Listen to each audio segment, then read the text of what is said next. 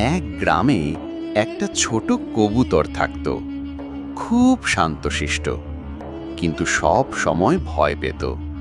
ঝড় হোক বা বিড়াল ডাকুক, সে সাথে সাথে লুকিয়ে যেত। একদিন গ্রামের আঙিনায় একটা বড় শিয়াল এলো।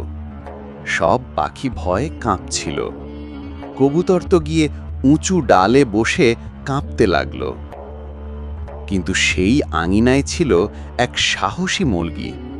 সে ভাবল, যদি সবাই ভয় পালায়, তবে আমাদের বাচ্চাগুলোকে রক্ষা করবে কে? মুরগি বুক ফুলিয়ে শিয়ালের সামনে দাঁড়ালো।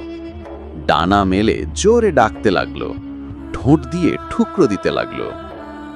শিয়াল অবাক, ছোট্ট এক মুরগির এত সাহস! ভয় পেয়ে সে দৌড়ে পালালো। সব পাখি নিচে নেমে এলো, কবুতর উড়ে এলো।